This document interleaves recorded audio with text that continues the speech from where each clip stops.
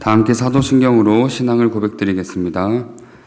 전능하사 천지를 만드신 하나님 아버지를 내가 믿사오며 그 외아들 우리 주 예수 그리스도를 믿사오니 이는 성령으로 잉태하사 동정녀 마리아에게 나시고 본디오 빌라도에게 고난을 받으사 십자가에 못 박혀 죽으시고 장사한 지 사흘 만에 죽은 자 가운데서 다시 살아나시며 하늘에 오르사 전능하신 하나님 우편에 앉아 계시다가 저리로서 산자와 죽은 자를 심판하러 오시리라.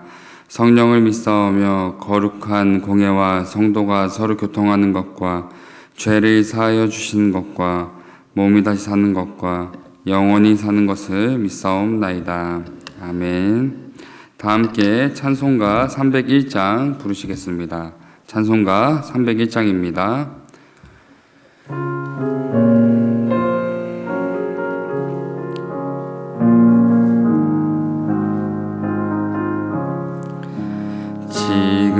지금까지 지내온 것 주의 크신 은혜라.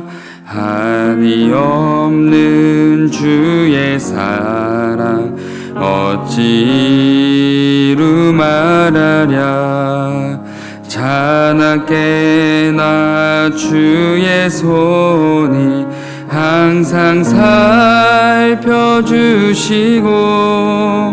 모든 일을 주 안에서 형통하게 하시네. 몸도 맘도 연약하나 새 힘 받아 살았네. 물 붓듯이 부으시는 주의 은혜 족하다. 사랑 없는 거리에 나 험한 산길에 맬 때 주의 손을 굳게 잡고 찬송하며 가리라. 주님 다시 배올 날이 날로 날로 다가와 무거운 짐 주께 맡겨 벗을 날도 멀잖네. 나를 위해 예비하신 고향 집에 돌아가 아버지의 품 안에서 영원토록 살리라. 이 시간 함께 나눈 하나님의 귀한 말씀은 민수기 29장 12절부터 40절까지의 말씀입니다. 민수기 29장 12절부터 40절까지의 말씀입니다. 민수기 29장 12절부터 40절까지의 말씀을 제가 봉독해 드리겠습니다. 일곱째 달 15째 날에는 너희가 성회로 모일 것이요 아무 일도 하지 말 것이며 이래 동안 여호와 앞에 절기를 지킬 것이라. 너희 번제로 여호와께 향기로운 화제를 드리되 수송아지 13마리와 순양 2마리와 1년 된 순양 14마리를 다 흠 없는 것으로 드릴 것이며 그 소재로는 고운 가루에 기름을 섞어서 수송아지 13마리에는 각기 10분의 3이요 수양 2마리에는 각기 10분의 2요 어린 양 14마리에는 각기 10분의 1을 드릴 것이며 상번제와 그 소제와 그 전제 외에 숫염소 1마리를 속죄제로 드릴 것이니라. 둘째 날에는 수송아지 12마리와 순양 2마리와 1년 되고 흠없는 순양 14마리를 드릴 것이며 그 소제와 전제는 수송아지와 순양과 어린 양의 수요를 따라서 규례대로 할 것이며 상번제와 그 소제와 그 전제 외에 순염소 1마리를 속죄제로 드릴 것이니라. 셋째 날에는 수송아지 11마리와 순양 2마리와 1년 되고 흠없는 순양 14마리를 드릴 것이며 그 소제와 전제는 수송아지와 순양과 어린 양의 수요를 따라서 규례대로 할 것이며 상번제와 그 소제와 그 전제 외에 순염소 1마리를 속죄제로 드릴 것이니라. 넷째 날에는 수송아지 10마리와 순양 2마리와 1년 되고 흠없는 순양 14마리를 드릴 것이며 그 소재와 전제는 수송아지와 순양과 어린 양의 수요를 따라 규례대로 할 것이며 상번제와 그 소재와 그 전제 외에 순염소 1마리를 속죄제로 드릴 것이니라. 다섯째 날에는 수송아지 9마리와 수장 2마리와 1년 되고 흠없는 순양 14마리를 드릴 것이며 그 소재와 전제는 수송아지와 순양과 어린 양의 수요를 따라서 규례대로 할 것이며 상번제와 그 소재와 그 전제 외에 순염소 1마리를 속죄제로 드릴 것이니라. 여섯째 날에는 수송아지 8마리와 순양 2마리와 1년 되고 흠없는 순양 14마리를 드릴 것이며 그 소재와 전제는 수송아지와 순양과 어린 양의 수요를 따라서 규례대로 할 것이며 상번제와 그 소재와 그 전제 외에 순염소 1마리를 속죄제로 드릴 것이니라. 일곱째 날에는 수송아지 7마리와 순양 2마리와 1년 되고 흠없는 순양 14마리를 드릴 것이며 그 소재와 전제는 수송아지와 순양과 어린 양의 수요를 따라 규례대로 할 것이며 상번제와 그 소재와 그 전제 외에 수염소 1마리를 속죄제로 드릴 것이니라. 여덟째 날에는 장엄한 대회로 모일 것이요 아무 일도 하지 말 것이며 번제로 여호와께 향기로운 화제를 드리되 수송아지 1마리와 순양 1마리와 1년 되고 흠없는 순양 7마리를 드릴 것이며 그 소재와 전제는 수송아지와 순양과 어린 양의 수요를 따라 규례대로 할 것이며 상번제와 그 소재와 그 전제 외에 수염소 1마리를 속죄제로 드릴 것이니라. 너희가 이 절기를 당하거든 여호와께 이같이 드릴지니 이는 너희의 서원제나 낙헌제로 드리는 번제, 소제, 전제, 화목제 외에 드릴 것이니라. 모세가 여호와께서 모세에게 명령하신 모든 일을 이스라엘 자손에게 말하니라. 아멘. 오늘 본문은 이스라엘의 3대 절기인 유월절, 칠칠절, 초막절 중에 하나인 초막절에 관한 내용을 자세히 소개하고 있습니다. 특히 초막절은 이스라엘의 모든 절기 중에서 가장 성대하고 큰 절기로 지켜졌는데 이때가 되면 이스라엘 백성들은 가정의 지붕 꼭대기나 광야 또는 밭에 성막이라 불렸던 초막을 짓고 그곳에서 일주일간 거하면서 거룩하게 초막절 절기를 지켰습니다. 왜냐하면 일주일간 초막을 짓고 그곳에 머무는 동안 지난 40년의 긴 광야의 삶 속에서 언제나 변함없이 이스라엘 민족을 지키시고 보호하셨던 하나님의 은혜와 사랑을 잊지 않고 기억하기 위해 그리고 더 나아가 하나님을 향한 감사의 마음을 표현하기 위해 이스라엘 백성들은 이렇게 초막절을 지켰던 것입니다. 이처럼 초막절과 같이 이스라엘 백성들이 기억하며 지켰던 구약시대의 여러 절기들은 지난 이스라엘의 과거, 이스라엘의 모든 역사 속에 보호하시고 지켜주셨던 하나님의 은혜를 기억하고 기념하기 위한 목적을 가지고 있습니다. 그리고 이스라엘 백성들은 더 나아가 하나님의 은혜와 사랑을 기억하는 것을 넘어서 어떠한 상황에도 이전처럼 하나님만을 의지하며 신뢰하기로 결단하는 믿음의 모습이자 하나님의 말씀에만 귀를 기울이며 살아가겠다는 순종의 결단이기도 했습니다. 이처럼 이스라엘 백성들은 매 절기 때마다 자신의 삶에 함께하고 계신 하나님을 기억하며 하나님을 향한 자신들의 마음을 결단하고 순종하는 모습을 보였는데 이런 이스라엘 백성들의 마음과 모습은 이 시대의 하나님 앞에 나와 말씀을 듣고 예배하는 우리의 마음과 모습을 돌아보게 합니다. 이 땅에 하나님의 백성이며 성도된 우리는 어떠한 예배의 모습으로 어떠한 예배자로 살아가고 있는지 돌아보아야 합니다. 매주 매일 예배하는 우리의 마음은 어떻습니까?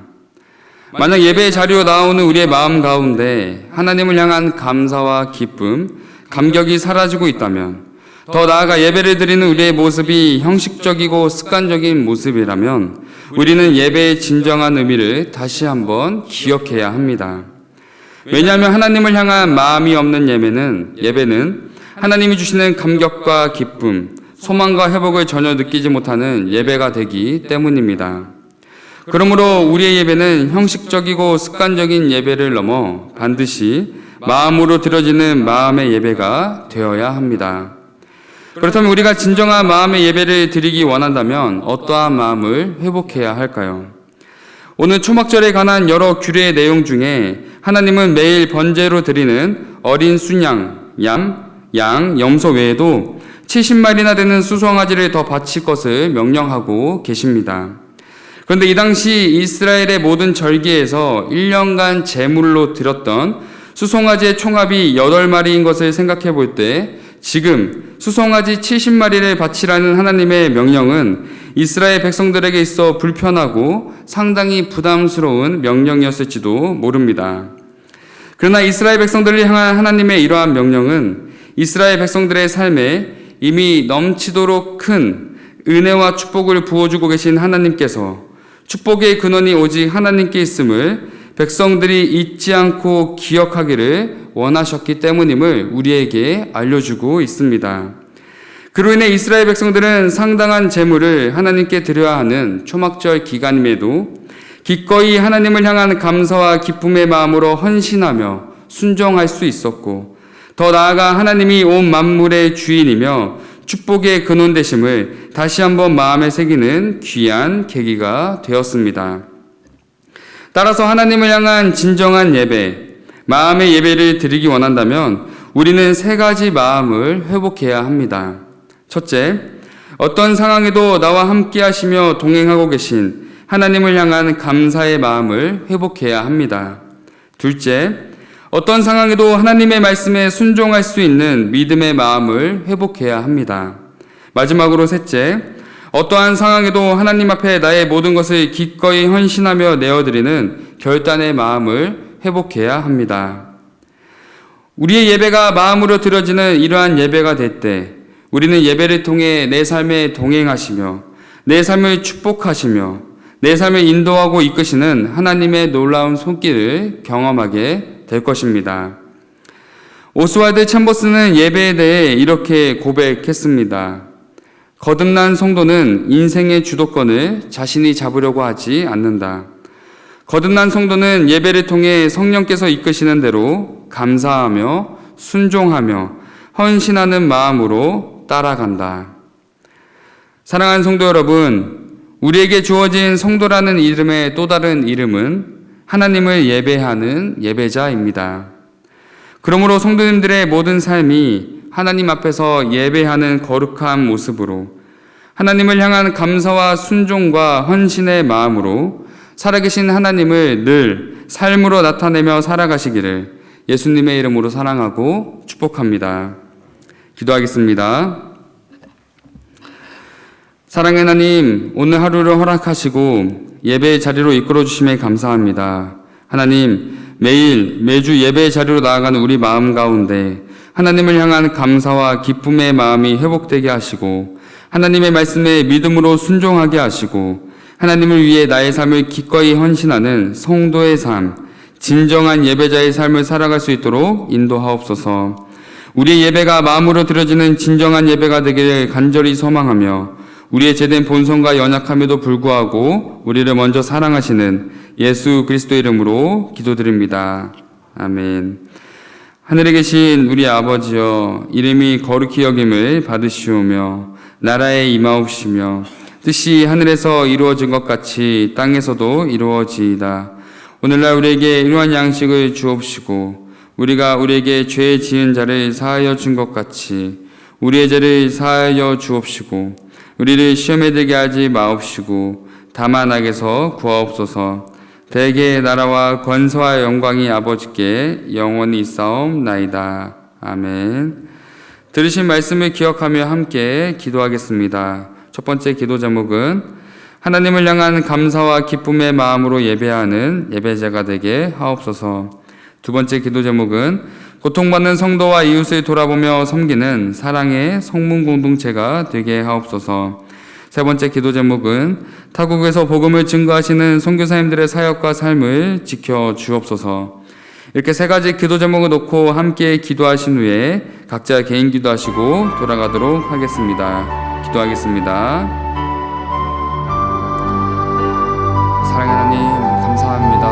하나님, 우리의 삶 가운데 너무나도 하나님을 예배할 수 있는 너무나도 좋은 환경과 좋은 시대 속에 우리가 살아가고 있음을 고백합니다.